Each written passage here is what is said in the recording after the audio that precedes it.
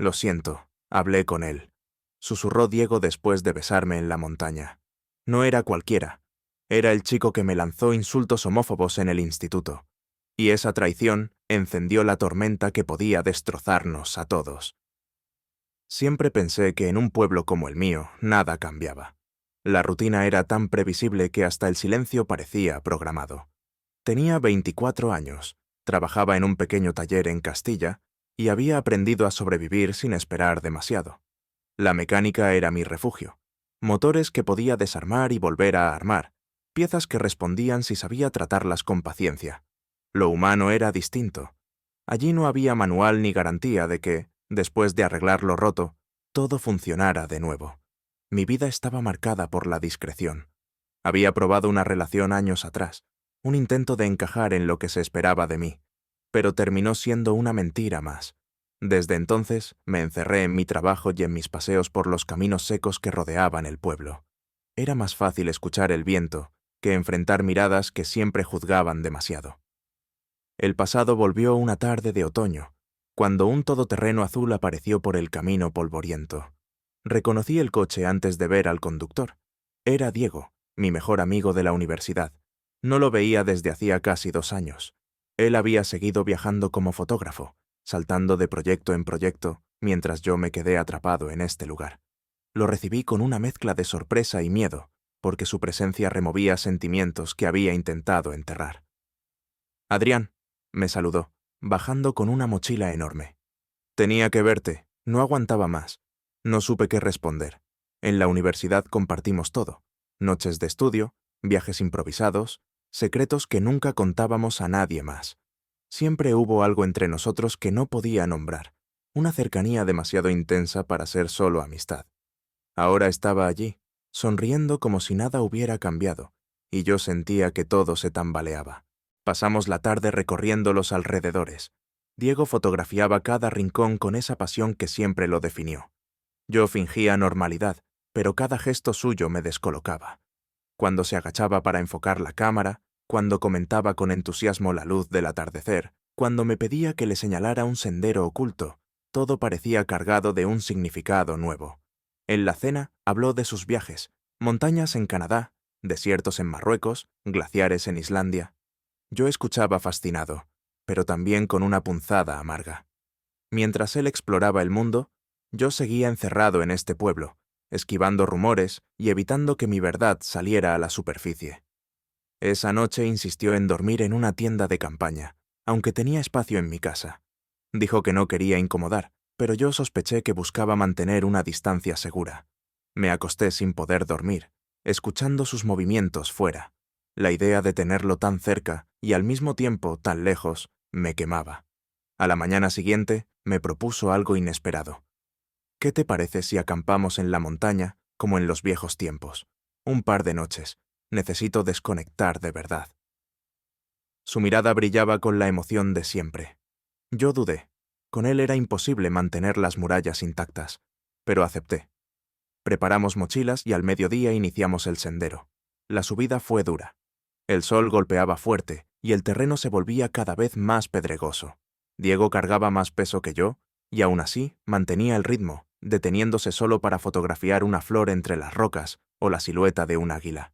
Yo lo observaba con rabia contenida, porque admirarlo tanto me hacía sentir débil. En un descanso, sacó la cámara y me apuntó sin avisar. «Sonríe», dijo. Odiaba que me fotografiaran, pero lo hice. Después bajó la cámara y me miró fijo, demasiado tiempo. El aire entre nosotros se volvió denso. «Extrañaba esto», murmuró. Quise preguntarle qué significaba, pero se levantó rápido y continuó el camino. Me dejó con la sensación de que había algo escondido, algo que ninguno de los dos se atrevía a decir. Llegamos al lago al atardecer. El agua reflejaba tonos dorados y la quietud parecía irreal. Montamos la tienda juntos, casi sin palabras. La tensión era insoportable, como si estuviéramos al borde de una confesión. Mientras encendíamos la fogata, Diego se quedó callado, mirando las llamas. «¿Eres feliz aquí?», preguntó de repente. Me pilló desprevenido. Tartamudeé antes de responder. «Tengo paz. A veces eso es suficiente». Él asintió lentamente. «Yo no tengo paz. confesó. Y cuando te veo, pienso que quizá la busco en el lugar equivocado. El silencio que siguió fue brutal. Sabía que hablaba de algo más profundo, pero me faltó valor para confirmarlo. Me limité a mirar el fuego, temblando por dentro. Esa noche compartimos la tienda. Nuestros sacos de dormir estaban tan cerca que cada movimiento se sentía. No pasó nada, pero el aire estaba cargado de todo lo que callábamos. Cuando dijo «buenas noches», su voz sonó diferente, como si escondiera un deseo imposible de controlar. Yo apenas dormí. Tenía la certeza de que ese viaje iba a cambiarlo todo. Lo que no sabía era hasta qué punto. El amanecer en la montaña llegó frío, pero lo que me heló no fue la brisa. Fue ver a Diego de pie junto al lago, mirando el horizonte con el móvil en la mano. Parecía nervioso, como si quisiera ocultar lo que hacía. Cuando se dio cuenta de que lo observaba, guardó el dispositivo demasiado rápido. «Nada importante», dijo, forzando una sonrisa. Lo dejé pasar, aunque algo en mí se tensó. Había aprendido a detectar las medias verdades, y esa lo era. Pasamos la mañana explorando el entorno. Hablamos poco. Cada tanto Diego intentaba sonar entusiasta, pero su mirada se perdía con facilidad.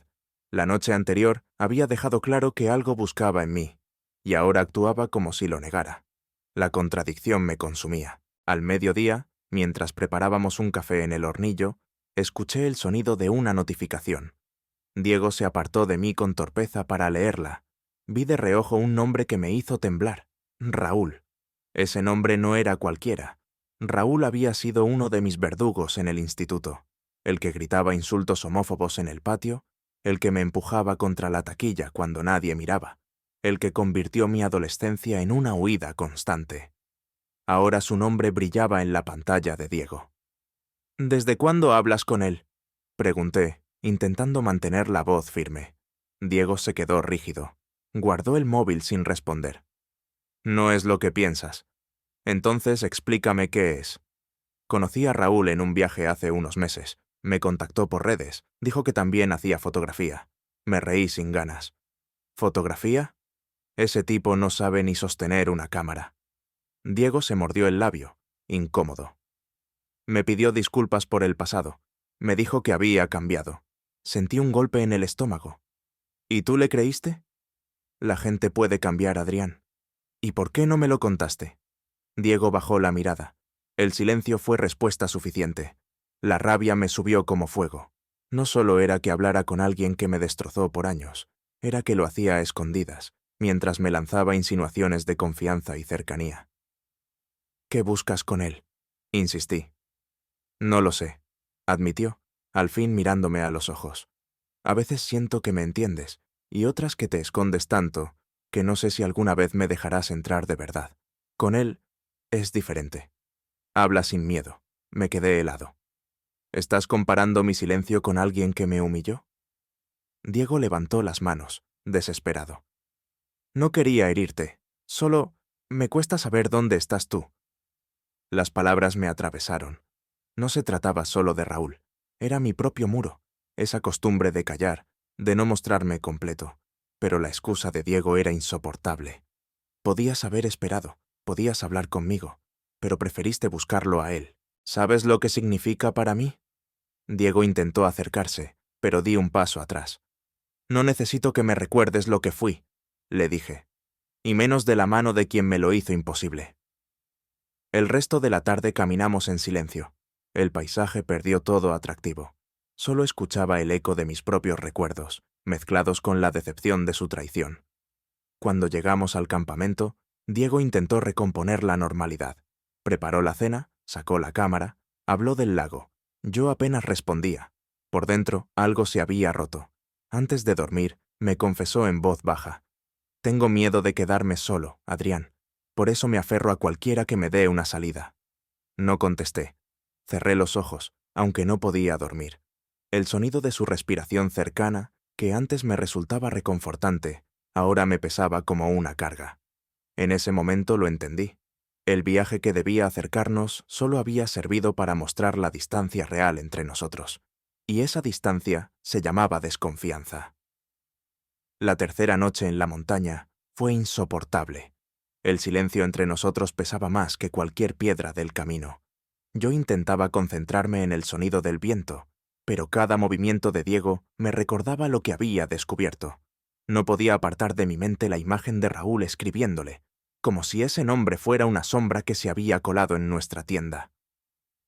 Al amanecer, recogimos el campamento casi sin hablar. El regreso debía ser un alivio, pero se convirtió en un tormento. Cada paso hacia abajo era una batalla entre mi rabia y mis ganas de exigir una explicación que no terminaba de llegar. Diego intentó romper el hielo con frases sueltas sobre el paisaje, pero yo no respondía. Al llegar al claro donde el sendero se dividía, me detuve. «No puedo seguir así», dije con voz seca. «Necesito que me digas qué buscas con él». Diego se giró, visiblemente cansado. «Te lo dije», intentaba entenderlo. «Darme una oportunidad de hablar con alguien que... ¿Alguien que me escupía en el pasillo del instituto? ¿Eso es lo que necesitas?» Diego se llevó las manos a la cabeza. «No es tan simple. Raúl me confesó cosas que no imaginé. Dijo que todo aquel odio era miedo, que me buscó porque se sentía como yo, pero no se atrevía a reconocerlo. Me reí, incrédulo. ¿Y le creíste? No lo sé.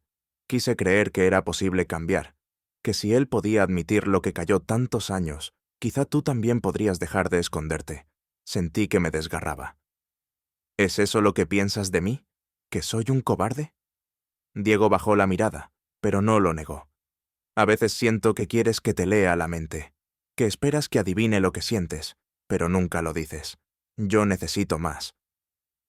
El golpe fue brutal. Durante años había cargado con el peso de mi silencio porque el pueblo no me daba otra salida. Cada gesto, cada mirada, podía volverse en mi contra. Y ahora él, la única persona en quien confiaba, me reprochaba exactamente eso. «¿Sabes lo que me costó sobrevivir aquí?», le dije, conteniendo las lágrimas. «¿Sabes lo que es escuchar tu nombre convertido en insulto cada día? ¿Crecer creyendo que nunca serías suficiente?» Diego dio un paso hacia mí, con la voz quebrada. «Sí lo sé, por eso me duele que nunca me lo digas. Porque nunca me diste espacio para decirlo», grité. La rabia me explotó de golpe. Todos los años de callar, todo el dolor acumulado, salieron en ese instante. Diego intentó tocarme el brazo, pero me aparté. «No quiero que me compares con él.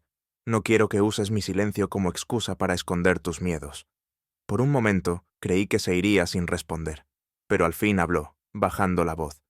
«No es excusa, solo me siento perdido. Pensé que con Raúl podría entender algo de mí mismo, que contigo nunca termino de ver». Esa confesión fue la puñalada final. «Entonces vete con él», dije, helado. «Pero no me arrastres a tu confusión». Diego me miró como si hubiera recibido un golpe físico. No contestó.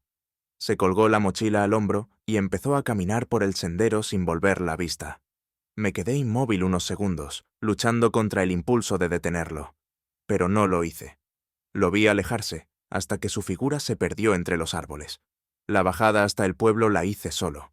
Cada paso me recordaba que lo había perdido, pero también que ya no podía seguir viviendo bajo el mismo miedo.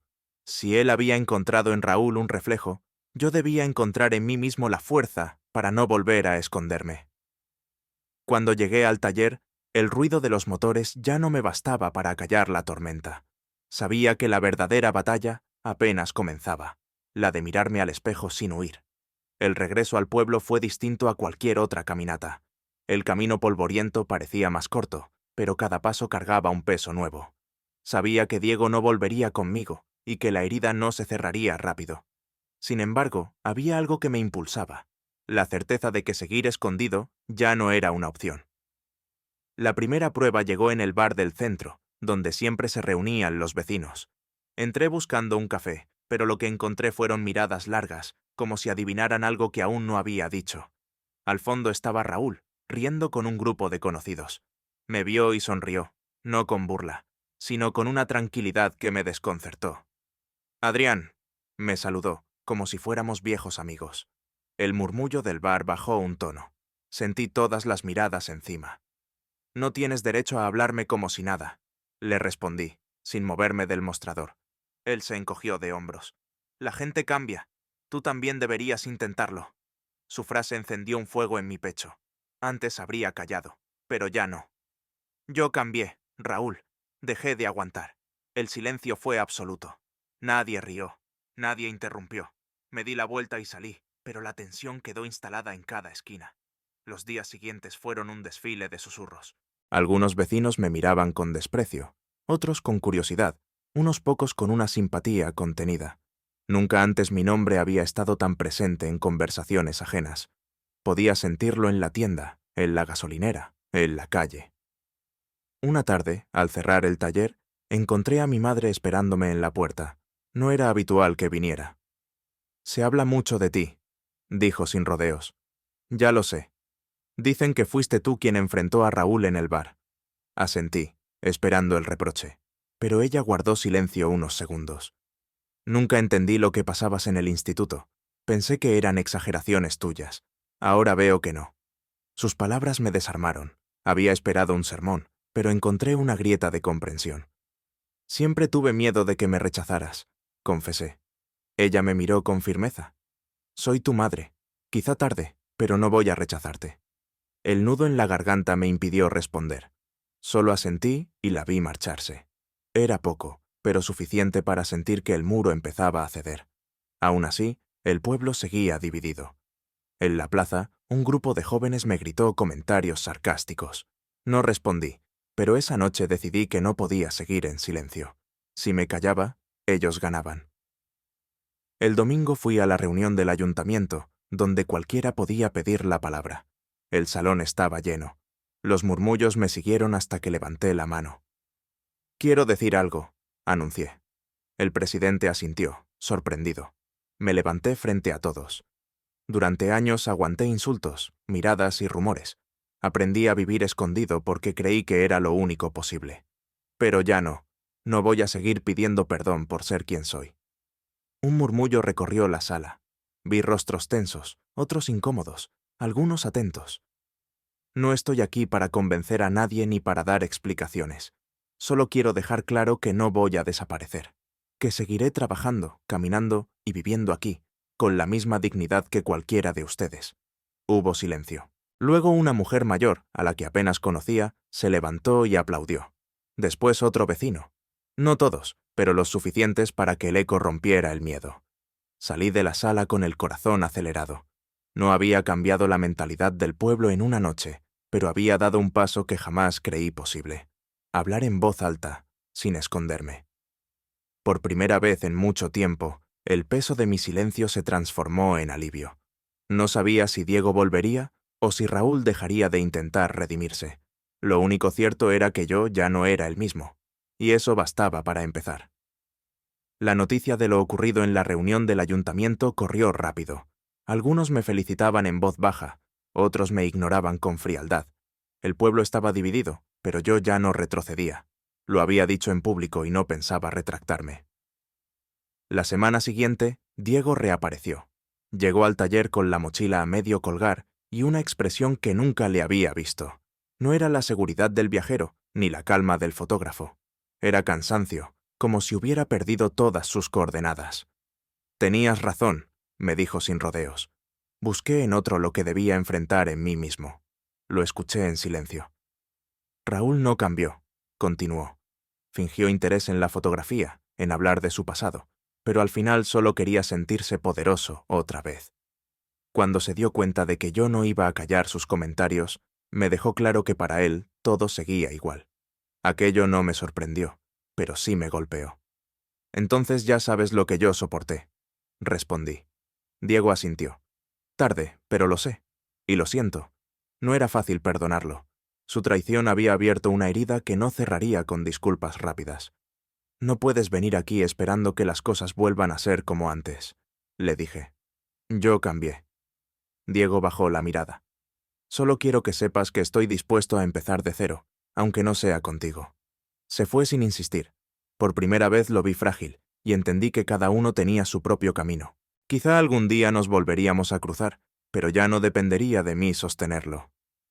Raúl, en cambio, buscó protagonismo. Empezó a hablar en el bar de cómo yo lo había humillado, de que solo buscaba redención. Pero sus palabras ya no tenían el mismo peso. Varias personas que antes callaban comenzaron a contradecirlo. Una vecina recordó cómo me gritaba en la adolescencia. Un antiguo profesor reconoció que había mirado hacia otro lado. Poco a poco, su voz perdió fuerza. Una tarde, lo encontré frente al taller. «Te has convertido en el héroe del pueblo», dijo con ironía. «No soy héroe», respondí. «Solo dejé de callar». Raúl rió, nervioso. «Crees que ahora todos te respetan, pero en el fondo siempre serás el mismo». Lo miré fijamente. «Sí, el mismo al que intentaste aplastar, y que sigue aquí». No añadió nada. Dio media vuelta y se marchó. Fue la primera vez que lo vi sin seguidores alrededor. Con el tiempo, las cosas se asentaron. No todos me aceptaban, pero ya no importaba. Lo esencial era que yo me había aceptado a mí mismo. Empecé a hablar con jóvenes del pueblo que también se sentían atrapados. Algunos confesaron que me admiraban por haber dicho lo que ellos aún no se atrevían a decir. Descubrí que mi voz podía ser un refugio para otros. Una noche, mi madre me invitó a cenar. Durante la sobremesa, me miró con una mezcla de orgullo y preocupación. «No será fácil», dijo, «pero estoy contigo». Sentí que esas palabras cerraban un ciclo, no el de los problemas, porque esos seguirían, sino el de la soledad absoluta. Al volver al taller, pensé en Diego. Tal vez algún día regresaría más seguro. Tal vez no. Pensé en Raúl, reducido a su propia arrogancia. Y pensé en mí, por fin dispuesto a vivir sin pedir disculpas. No sabía qué me esperaba, pero ya no necesitaba certezas. Había aprendido que la dignidad no depende de la aceptación de los demás, sino de la decisión de no ocultarse. Y esa decisión ya estaba tomada.